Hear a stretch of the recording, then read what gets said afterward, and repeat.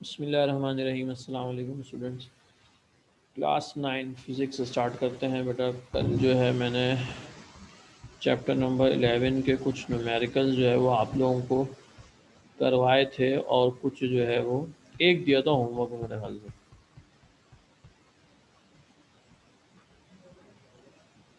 चलिए कहाँ है होमवर्क का सवाल? ये है मेरे पास। नहीं, ये भी नहीं है, ये वाला है। ये ये ये है जी होमवर्क का question. Find the amount of heat required to convert 10 kg of ice by increasing the temperature from 10 degrees centigrade to 50 degrees centigrade when specific heat of ice is 150 is 3.5 joules Kelvin। Ramen कह रही हैं answer है delta Q 480455 joules. हाँ भाई, confirm करें answer. Delta Q की value बता रही हैं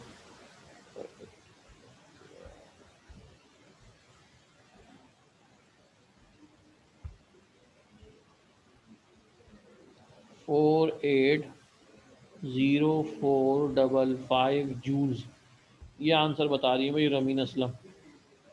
कंफर्म करें आप लोग आंसर। आप लोगों का क्या आंसर आ रहा है?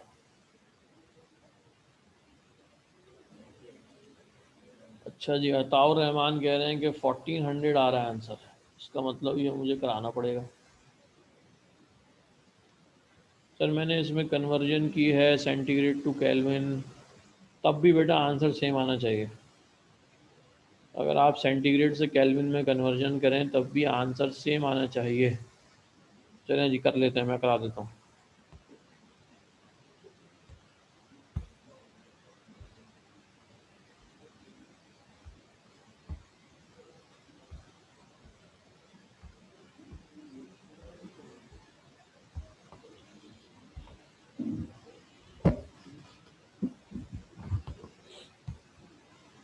अच्छा जी, डाटा में है find the amount of heat required, delta Q की वैल्यू मालूम करनी है।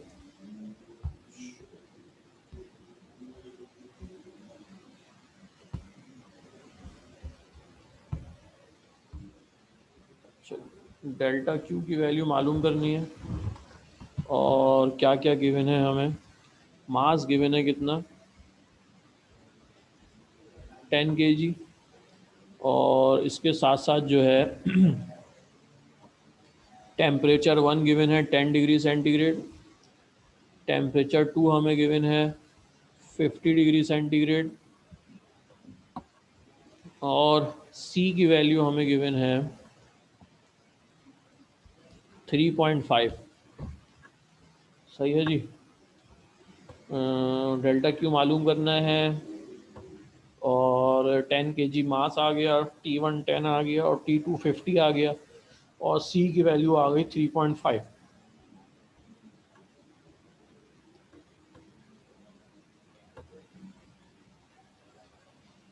अच्छा जी, अब देखिए इसको सॉल्व करते हैं।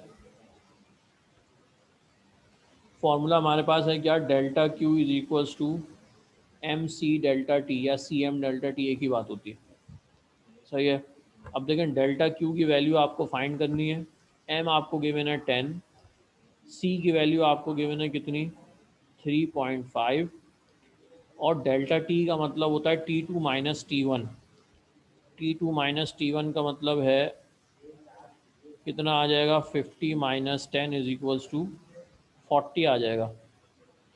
तो डेल्टा टी की जगह क्या लिख दिया, 40 लिख दिया। इन तीनों को जब आप लोग मल्टीप्लाई करेंगे तो आंसर क्या आएगा।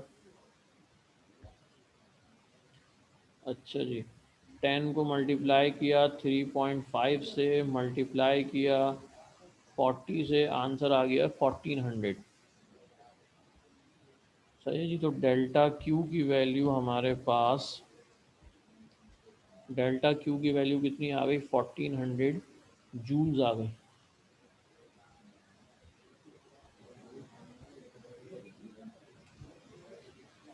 सही है जी। तो आंसर 1400 जूल्स आ रहा है बेटा। इसको जो है वो रमीन आप सही कर लें, आपने कोई गलती की होगी। देखिए डेल्टा टी अगर आप कन्वर्ट करके भी करेंगे तब भी 40 आएगा डेल्टा टी। सही है, जैसे चले मैं बता देता हूँ। अगर मैं इसको T1 को कन्वर्ट करता हूँ तो ये हो जाएगा 10 + 273, ये हो जाएगा कितना 373 हो, नहीं नहीं नहीं, टू, एक, ये हमारे पास आ जाएगा 283 आ जाएगा। सही है। और अगर मैं T2 को कन्वर्ट करता हूँ यानी 50 + 273, तो इसका आंसर आ जाएगा 323। इन दोनों को माइनस कर दें, 323 में से माइनस कर दें 283, तो आंसर आ जाएगा 40। सही है, तो T2 - T1 का आंसर आ जाएगा 40। सही है बेटा, दोनों सूरतों में डेल्टा टी की वैल्यू जो है वो क्या आती है, सेम आती है। इसीलिए हम लोग जब डेल्टा टी की वैल्यू चाहिए होती है तो इसको कन्वर्ट नहीं करते। सही है बेटा, जब डेल्टा टी की वैल्यू आपको गिवन है, जब डेल्टा टी की वैल्यू आपको रिक्वायर्ड हो तो टेम्परेचर को कन्वर्ट करने की ज़रूरत नहीं है। अगर वो सेंटीग्रेड में पहले से दिया हुआ है तो सेंटीग्रेड से सॉल्व कर लें, और अगर केल्विन में दिया हुआ है तो केल्विन से सॉल्व कर लें। सही है, मगर जब आपको टी की ज़रूरत हो, जो फॉर्मूला हमने पढ़ा था PV = NRT, तो जब टी की वैल्यू आपकी आप लोगों को ज़रूरत हो तो फिर आप लोग क्या करेंगे, उसको कन्वर्ट करेंगे। सही है बेटा,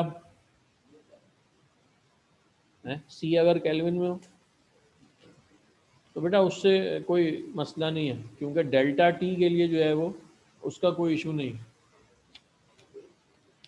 क्योंकि डेल्टा टी की वैल्यू दोनों तरीके से सेम आती है। अच्छा जी, तो क्वेश्चन नंबर 19 हम लोगों ने कर लिया था। क्वेश्चन नंबर 20 देख लेते हैं आज। नोट्स निकाल लें आप लोग। नोट्स के पेज नंबर जो है वो हमारे पास कौन सा है, पेज नंबर है 88।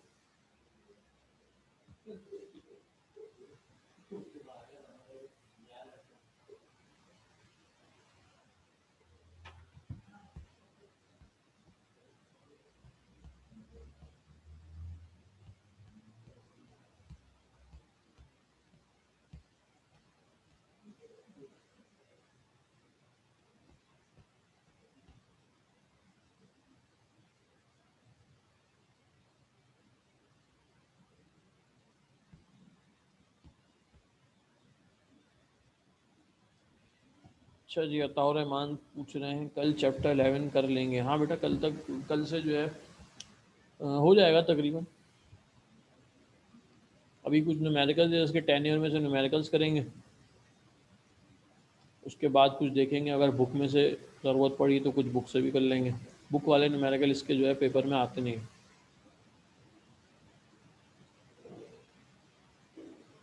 अताउर रहमान कह रहे हैं आज चैप्टर 10 का रिवीजन करा दें। अच्छा जी, चैप्टर 10 का रिवीजन करा देते हैं। Sir delta Q mean amount of heat, but sir delta का मतलब तो चेंज होता है।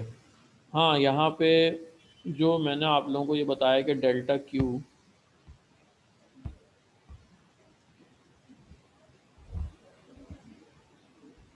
ये असल में जो डेल्टा क्यू की वैल्यू होती है, ये होता ये है कि इसमें ये लिखा जाता है कि कितनी हीट जो है वो दी गई। सही है, यानी पहले से जो मौजूद थी उसको हटा के जो है वो कितनी हीट दी गई, यानी जो चेंज आया हीट में। फॉर एग्जांपल एक चीज़ है, एक हमारे पास जो है वो वाटर है, इसमें पहले से जो है वो हीट मौजूद थी। सही है, 2 जूल्स मौजूद थी फॉर एग्जांपल। अब जो है ये इसमें कहा जाता है कि defined the amount of heat required to convert. सही है, अब इसको यानी 2 को अगर हमें बढ़ा के, यानी हम कहें कि जो है इसको आगे हम कितनी वैल्यू दें कि इसका टेम्परेचर जो है वो बढ़ के जो है वो T2 जो है वो बढ़ के 50 हो जाए। फॉर एग्जांपल पहले T1 था 10, अब क्या हो जाए 50 हो जाए। सही है,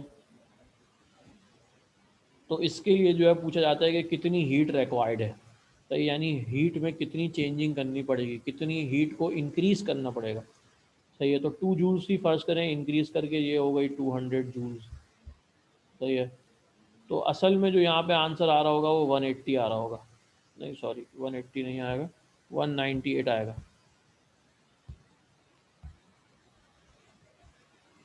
तो जो आपके पास आंसर आ रहा होगा 198 आएगा, ये इस तरीके से होता है। तो ये इसकी पूरी सेटिंग होती है। इसको ऐसे देख के डेल्टा क्यू की वैल्यू मालूम करते हैं। असल में डेल्टा क्यू का मतलब है हीट जो प्रोवाइड की गई। सही है, हीट प्रोवाइडेड।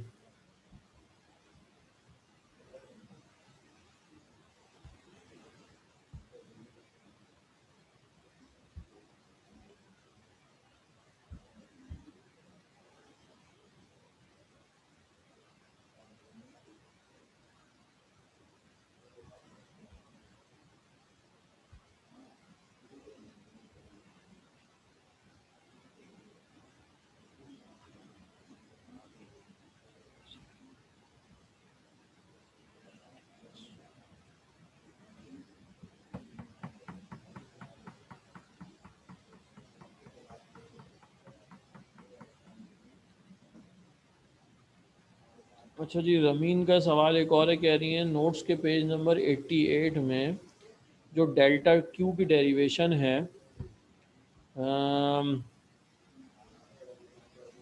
उसमें क्या कह रही है, in this derivation small C which is proportionality constant. सही है, then why we use this as capacity of heat in numerical done in previous. बेटा ये जो सी की वैल्यू होती है ना, ये जो हमारे पास स्मॉल सी की वैल्यू होती है, स्मॉल सी की वैल्यू जो है वो कांस्टेंट होती है। अच्छा, मगर डिपेंड करता है मटेरियल के ऊपर। सही है, ये सी की वैल्यू जो है वो कांस्टेंट ही है, स्पेसिफिक हीट जो है वो कांस्टेंट रहती है। अब जैसे फॉर एग्जांपल स्टील है, तो स्टील की वैल्यू जो है वो सी जो है वो हमेशा सेम रहेगी। अभी मैं आगे न्यूमेरिकल कराता हूँ, इसमें आप लोगों को नज़र आएगा। अगर आयरन की वैल्यू है तो जहाँ जहाँ आयरन की वैल्यू रखेंगे वो सेम रहेगी। सही है, जहाँ जहाँ जो है वाटर की अगर रख रहे हैं, तो जहाँ जहाँ वाटर की स्पेसिफिक हीट है वो क्या होगी, कांस्टेंट होगी। तो ये सी की वैल्यू कांस्टेंट है, मगर ये डिपेंड करती है किसके ऊपर, मटेरियल के ऊपर। हर मटेरियल की जो है वो अपनी एक फिक्स जो है वो स्पेसिफिक हीट की वैल्यू होती है, जो हर जगह सेम रहती है। सही है, आसिम बाबर कह रहे हैं सर डेल्टा क्यू मास के डायरेक्टली प्रोपोर्शनल क्यू है। बेटा डेल्टा क्यू और मास, देखो जितना ज़्यादा मास होगा उतनी ज़्यादा आपको हीट देनी पड़ेगी। अब देखें फॉर एग्जांपल मैं आपको बताऊं, देखें जैसे सपोज़ करें हमारे पास जो है वो एक ये बकेट है और एक ये बकेट है। सही है, एक इसमें पानी मौजूद है और एक इसमें पानी मौजूद है। अब जाहिर सी बात है, अगर आपको इसको हीट करना है, इसको आपको गर्म करना है, तो इसको हीट कम देनी पड़ेगी। सही है, इसको हीट आपको कम देनी पड़ेगी, इसको गर्म करना है तो हीट आपको ज़्यादा देनी पड़ेगी।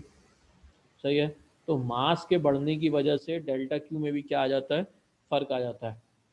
अच्छा, अनस बिन ज़हीर कह रहे हैं सर जो लास्ट क्वेश्चन आपने मार्क करवाया था वो क्वेश्चन नंबर 23 था ना। हाँ जी, बिल्कुल ऐसे ही था।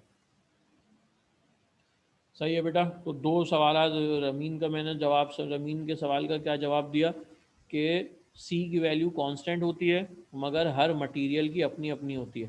सही है, अभी मैं आप लोगों को न्यूमेरिकल कराऊंगा और ये बात क्लियर हो जाएगी।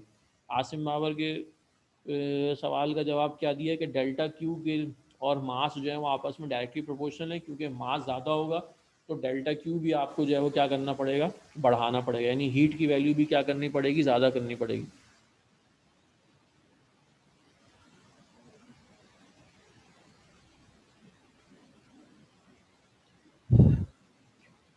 अच्छा, रमीन कह रही है कल रिवीजन करवा दें, तो कल तो बेटा टेस्ट है ना मेरे ख्याल से, टेस्ट तो आप लोगों का कल ही है।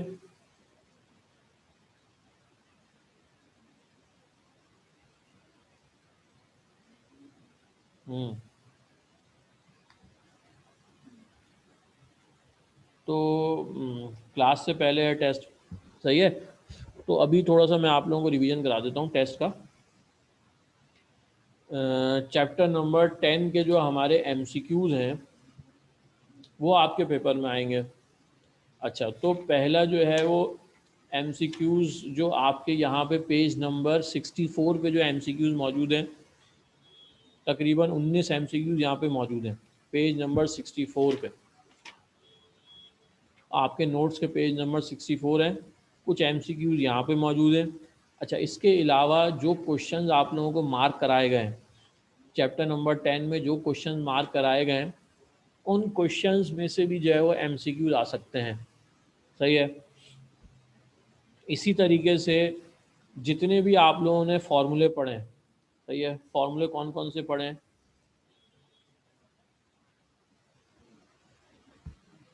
अच्छा जी, तो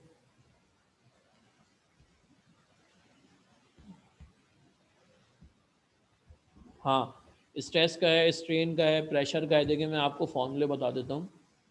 पेज नंबर कहाँ कहाँ मौजूद हैं, ये पेज नंबर 67 पे आ जाएं आप लोग। पेज नंबर 67 पे आपके पास जो है यहाँ पे बहुत सारे फॉर्मूले मौजूद हैं। सही है। देखिए मैं यहाँ पे लिख भी देता हूँ। सबसे पहले स्ट्रेस का फॉर्मूला है, स्ट्रेस बराबर होता है एफ अपॉन ए के। अच्छा, इसी तरीके से स्ट्रेन का फॉर्मूला है, स्ट्रेन बराबर है किसके, डेल्टा एल अपॉन एल के। उसके बाद यंग मॉडुलस का फॉर्मूला है, यंग मॉडुलस बराबर है किसके, F L upon A delta L.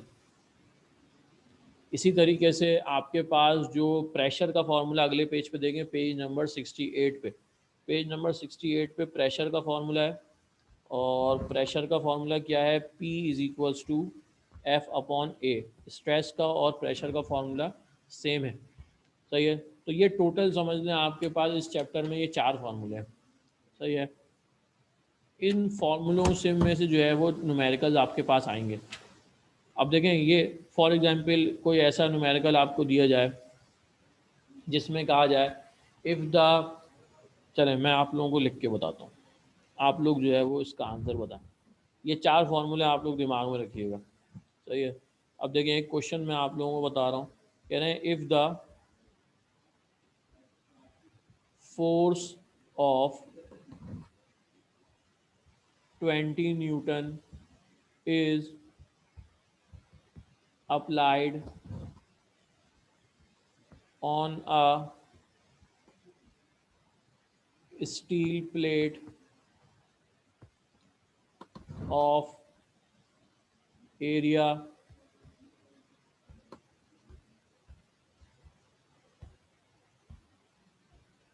5 meter square, find the stress। अब देखें, ये इस किस्म के आसान आसान से सवाल आते हैं। फोर्स गिवन है, एरिया गिवन है और आपसे स्ट्रेस पूछा जा रहा है। फॉर्मूला क्या है, stress is equals to F upon है। 20 को आपने जो है वो 5 से डिवाइड किया, आपके पास आंसर क्या आ गया, 4 आंसर आ गया। सही है। तो इस किस्म के, अब जैसे चारों फार्मूले हैं आपके पास, ये चारों फार्मूले, अब जैसे स्ट्रेन है, फॉर एग्जांपल स्ट्रेन में आपसे कुछ इस तरीके से पूछा जा सकता है कि if the length increases, if the length of a steel rod increases from 6 meters to 7 meter, सही है, फाइंड द स्ट्रेन। तो पहले डेल्टा एल निकालेंगे। डेल्टा एल का फॉर्मूला क्या होता है, L2 माइनस L1। और उसके बाद वो जो आंसर आएगा उसको L से डिवाइड कर देंगे। आपके पास जो ऑप्शन होंगे उसमें से जो है वो आप लोग आंसर दे दीजिएगा। इसी तरीके से अगर ये यंग मॉडुलस का सवाल आपके पास आता है, तो यंग मॉडुलस के सवाल में आपको जो है वो एफ़ की वैल्यू दी हुई होगी। सही है। L1 दिया हुआ होगा, L2 दिया हुआ होगा और एरिया आपको गिवन होगा। अच्छा, तो अब जो है जैसे यंग मॉडुलस की मैं बात कर रहा हूँ, ये वाला जो फॉर्मूला है हमारे पास, ये वाला वो जो फॉर्मूला है यंग मॉडुलस का, अगर इससे रिलेटेड जो है सवाल आता है तो एफ़ की वैल्यू दी हुई होगी, एल की दी हुई होगी, ए की दी हुई होगी, delta L, L2 minus L1 से आप लोग निकाल लेंगे और यंग मॉडुलस फाइंड कर लेंगे। इसी तरीके से प्रेशर का फॉर्मूला है, अगर प्रेशर में आपसे पूछा जाए और एफ़ और ए जो है वो गिवन हो तो आप लोग प्रेशर फाइंड कर लेंगे। इसी तरीके से जो आपके पास जितने भी हम लोगों ने ये चीज़ें पढ़ी हैं, स्ट्रेस है, स्ट्रेन है, प्रेशर है, यंग मॉडुलस है, इन सब की यूनिट्स भी आ सकती हैं कि प्रेशर की यूनिट क्या होती है, स्ट्रेस की यूनिट क्या होती है, स्ट्रेन की यूनिट क्या है, यंग मॉडुलस की यूनिट क्या होती है। तो ये तमाम चीज़ें भी जो हैं वो आपके एमसीक्यूज़ में आ सकती हैं। और बस इसके अलावा तो जो और जो सवालात हैं जितने भी, उन सवालात में से कोई भी एमसीक्यूज बन सकता है। जैसे पेज नंबर 85 पे आप लोग देखें, पेज नंबर 85 पे मैटर की डेफिनेशन दी हुई है। इस मैटर की डेफिनेशन का कोई एमसीक्यूज बनाया जा सकता है। बेटा डेल्टा एल, ये मुबशरा पूछ रही है डेल्टा कैसे मालूम करेंगे। बेटा डेल्टा जिस भी चीज़ का हो, फॉर एग्जांपल अगर डेल्टा हमारे पास लिखा हुआ है, लेकिन अगर लिखा है डेल्टा एल, तो इसका मतलब है L2 माइनस L1। अगर कहीं पे लिखा हुआ है डेल्टा टी, तो इसका मतलब है T2 माइनस T1। तो ये दोनों, अगर डेल्टा एल आपसे पूछा जाएगा और डेल्टा टी पूछा जाएगा, तो L2 और L1 या T2 और T1 दिया हुआ होगा। जिस चीज़ के साथ भी डेल्टा लगा हो, अगर डेल्टा वी लगा हुआ है कहीं पे, तो इसका मतलब V2 माइनस V1। सही है। अगर डेल्टा एफ लगा हुआ है कहीं पे, तो इसका मतलब F2 माइनस F1। तो जब भी आपसे डेल्टा की वैल्यू पूछी जाएगी, तो आपको ये दो गिवन होंगे। सही है, उससे आप लोग फाइंड कर लेंगे।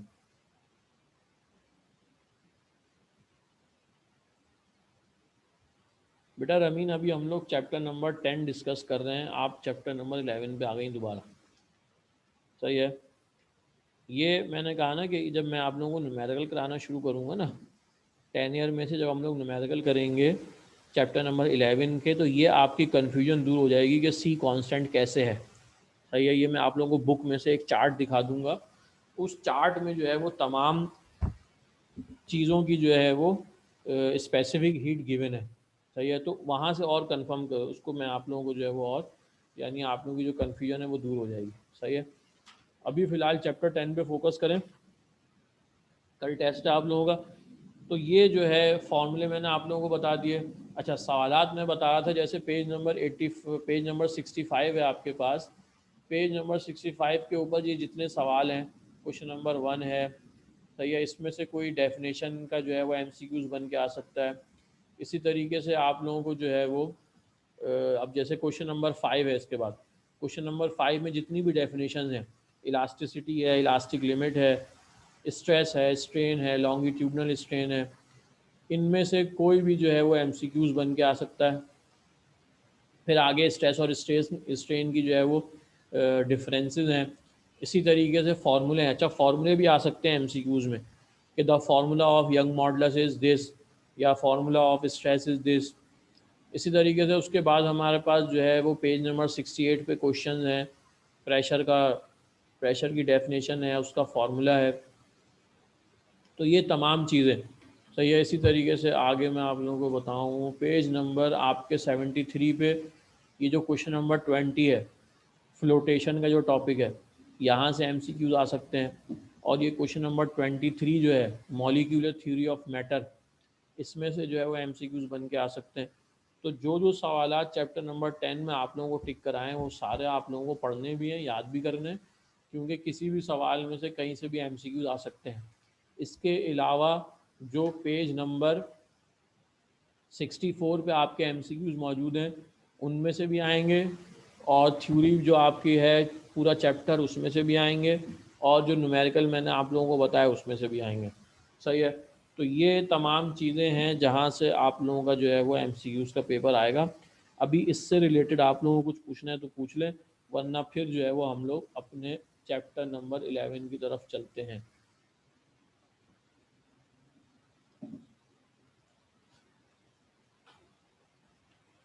कल के टेस्ट से रिलेटेड कोई सवाल पूछना है तो पूछ लें।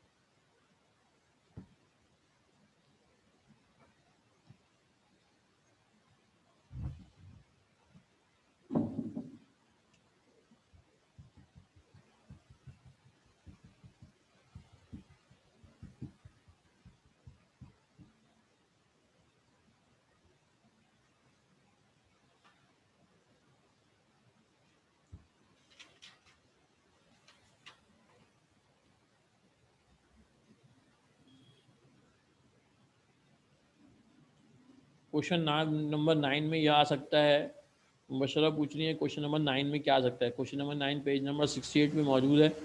देखें इसमें एक पूरा सवाल पढ़ें। यहाँ पे देखें एक जगह लिखा है tension is proportional to extension. ये एमसीक्यूज में पूछा जा सकता है कि when in Hooke's law tension is proportion to dash. सही है।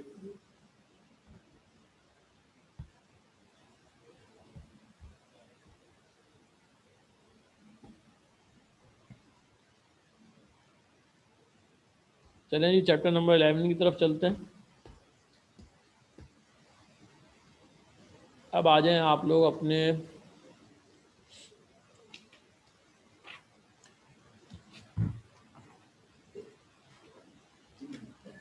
चैप्टर नंबर 11 नोट्स के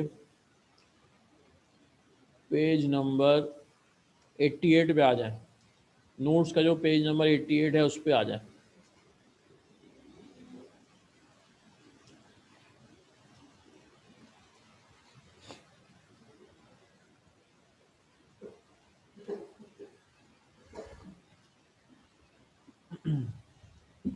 अच्छा जी क्वेश्चन नंबर 20 देखें। कह रहे हैं state and explain law of heat exchange. When two bodies, one is hot and other one is cold, place in thermal contact. Thermal contact का मतलब होता है उन दोनों को आपस में ज्वाइन कर दिया जाए एक दूसरे के साथ। Then the temperature of the hot body decreases and temperature of cold body increases until their temperature becomes equal. It means heat lost by the hot body is equal to the heat gained by the cold body. This is called the law of heat exchange. Mathematically, this law can be expressed as follows. Heat lost by the hot body is equals to heat gained by the cold body. बेटा ही law of heat exchange एक बहुत आसान सा law है। इसमें ये कहा गया कि जब भी दो बॉडीज़ जो हैं वो आपस में थर्मल कांटेक्ट के अंदर रखी जाएंगी। सही है। देखें फॉर एग्जांपल हमारे पास जो है वो ये एक स्क्वायर है। सही है। और एक दूसरा स्क्वायर है हमारे पास ये ब्लू कलर का। सही है। इन दोनों को जो है वो आपस में ज्वाइन करके रख दिया। अच्छा हो क्या रहा है कि यहाँ पे इसकी जो है वैल्यू फॉर एग्जांपल इसका जो टेम्परेचर है, इसका टेम्परेचर है कितना, इसका टेम्परेचर हमने लिख दिया फॉर एग्जांपल 100 डिग्री सेंटीग्रेड। सही है। और ये वाला जो बॉक्स है इसका टेम्परेचर है फॉर एग्जांपल 50 डिग्री सेंटीग्रेड। अच्छा अब ये वाले जो है हमारे पास ये जो रेड बॉक्स है ये हॉट है और इसके मुकाबले में ये जो ब्लू वाला बॉक्स है ये कोल्ड है। अब होगा क्या, यहाँ से जो है वो हीट ट्रांसफ़र होना शुरू हो जाएगी इस तरफ। यहाँ से हीट ट्रांसफ़र हो गई आगे की तरफ। सही है। हॉट बॉडी से कोल्ड बॉडी की तरफ ट्रांसफ़र होना शुरू हो जाएगी। अच्छा जब यहाँ से हीट ट्रांसफ़र होगी आगे की तरफ, जब इस वाले में से हीट ट्रांसफ़र होगी यहाँ पे, तो इसका टेम्परेचर कम होना शुरू हो जाएगा और इसका टेम्परेचर क्या हो जाएगा, बढ़ना शुरू हो जाएगा। अच्छा जब तक दोनों का टेम्परेचर बराबर ना हो जाए, जब तक जो है यहाँ से हीट क्या होती रहेगी, आगे की तरफ बढ़ती रहेगी। जैसे फॉर एग्जांपल थोड़ी देर बाद जो है वो इसका टेम्परेचर जो है वो हो गया 75, 25 डिग्री सेंटीग्रेड यहाँ से चलेगा और यहाँ पे 100 था, 25 कम हो गए तो 75 बच गया। और यहाँ पे 50 था, जब यहाँ पे 25 का इजाफा हो गया तो ये भी कितना हो गया, 75 हो गया। अब जब दोनों आपस में बराबर हो जाएंगे तो अब हीट एक्सचेंज क्या हो जाएगी, रुक जाएगी। सही है। तो ये लॉ ऑफ हीट एक्सचेंज है जिसके अंदर ये बताया जाता है कि हमेशा हॉट बॉडी से कोल्ड बॉडी की तरफ जो है वो हीट जो है वो क्या होती है, ट्रांसफ़र होती है। और जब तक होती रहती है जब तक इन दोनों का टेम्परेचर आपस में क्या हो जाए, बराबर हो जाए। और जैसे ही बराबर हो जाती है हीट ट्रांसफ़र जो है वो क्या हो जाती है, रुक जाती है। सही है बेटा। तो ये क्वेश्चन नंबर 20 मैंने आप लोगों को समझाया। इसके बाद आ जाएं आप लोग क्वेश्चन नंबर 22 पे। क्वेश्चन नंबर 22 जो है हमारे पास कह रहे हैं define latent heat. Latent heat क्या चीज़ है? When the body changes its phase from solid to liquid or from liquid to gas, etc., during this change of phase or state, the temperature of the body remains constant. With reference to the constancy of temperature, the added heat is called the latent heat or hidden heat. अच्छा जी होता ये है कि जब भी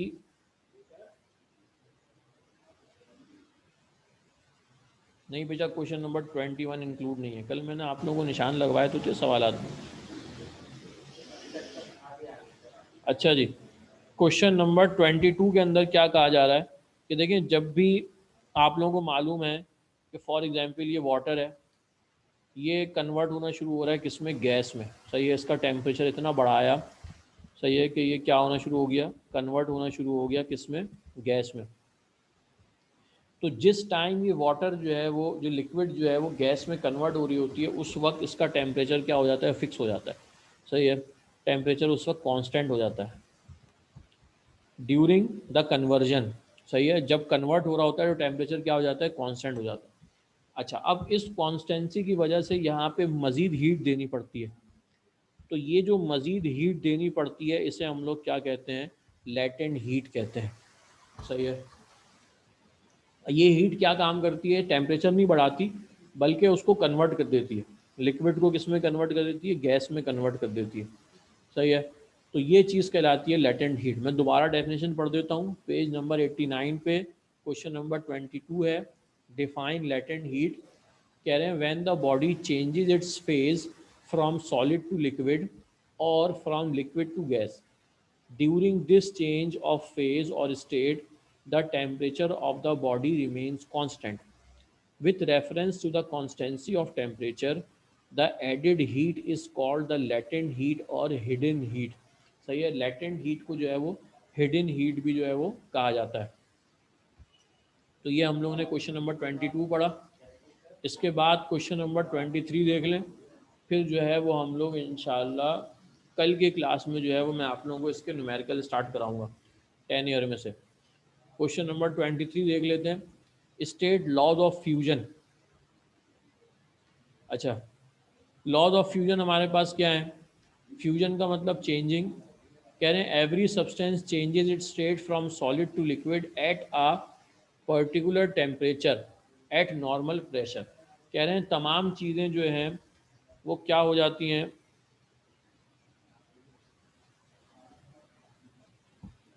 बेटा ये diagram जो मैंने बनाई है, इसमें ये जो नीचे है ना, ये हीट है। सही है, ये बताया ये कि जब ये लिक्विड से गैस में कन्वर्ट होना शुरू हो रहा होता है तो इसका टेम्परेचर जो है वो कांस्टेंट हो जाता है। अब इसकी वजह से यहाँ पे जो मज़ीद हीट जो है वो देनी पड़ती है, ये वाली एक्स्ट्रा हीट है, सफ़र फर्ज कर ले।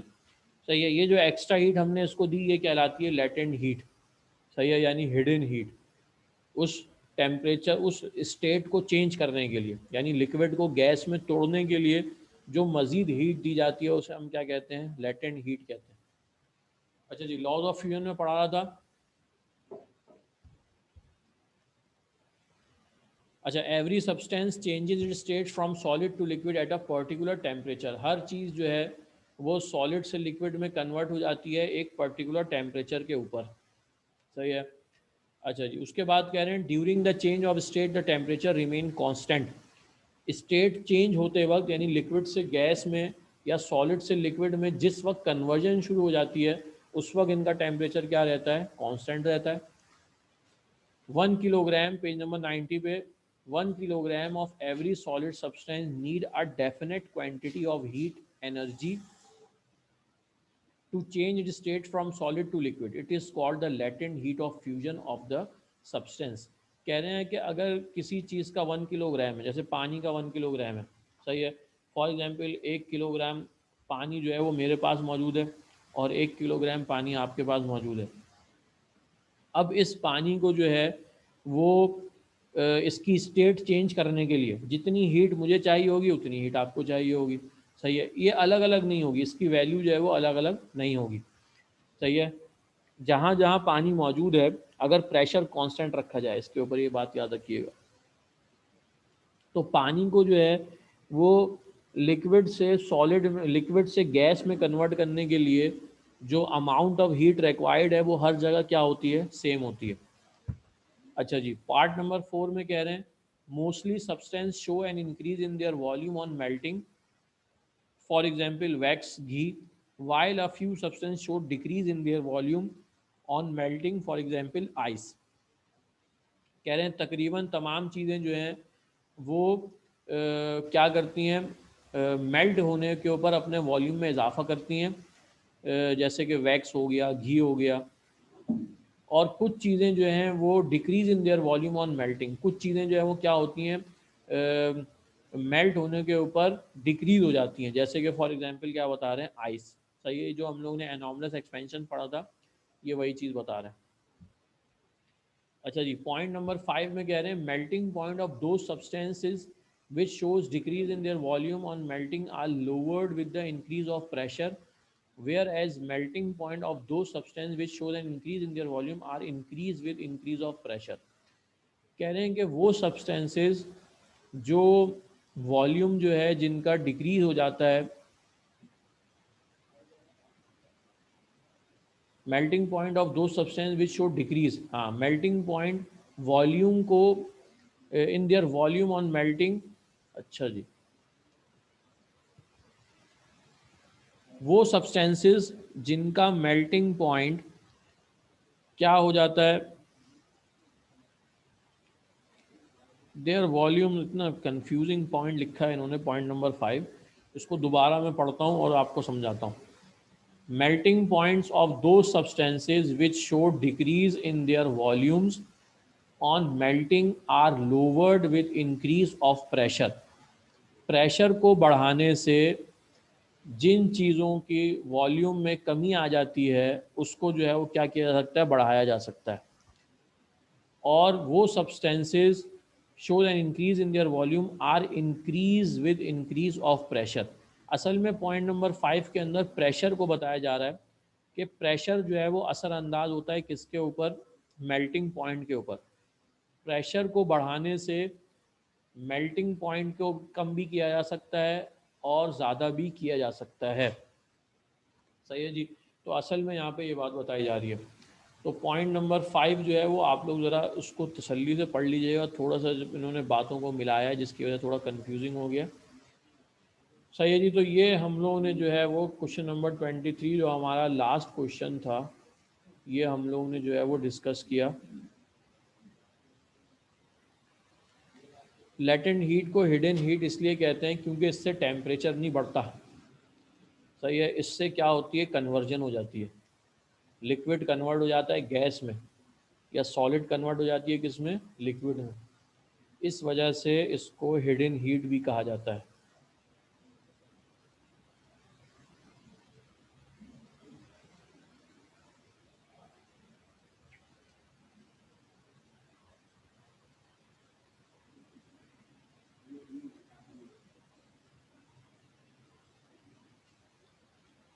अच्छा जी, अब जो है क्लास आज ऑफ करते हैं, कल हम लोग जो है इसके न्यूमेरिकल करेंगे और स्पेसिफिक हीट के हवाले से जो है मैं आप लोगों को कुछ चीज़ें और जो है वो समझा दूंगा। आप लोगों का पॉइंट क्लियर हो जाएंगे बुक में से, जब आप लोग चार्ट देखेंगे तो इंशाल्लाह जो है वो पॉइंट्स आप लोगों को जो मसला कर रहे हैं वो क्लियर हो जाएंगे। अच्छा जी, रवीन असलम कह रही हैं सर जब एक्स्ट्रा हीट मिल रही है तो टेम्परेचर क्यों नहीं बढ़ रहा? क्योंकि बेटा वो एक्स्ट्रा हीट जो है वो क्या कर रही है, उसको तोड़ रही है, उसके मॉलिक्यूल्स को तोड़कर, लिक्विड के मॉलिक्यूल्स को तोड़कर गैस में कन्वर्ट कर रही है।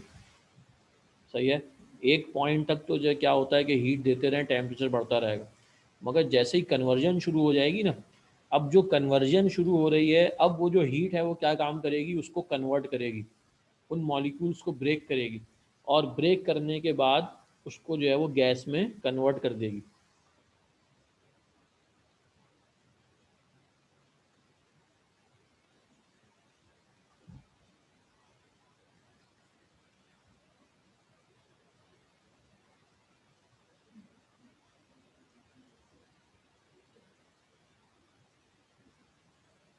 चलें बेटा, आज की क्लास जो है वो ऑफ करते हैं, बाकी इंशाल्लाह जो आप लोगों को क्वेश्चन हैं वो कल की क्लास में आप लोग कीजिएगा।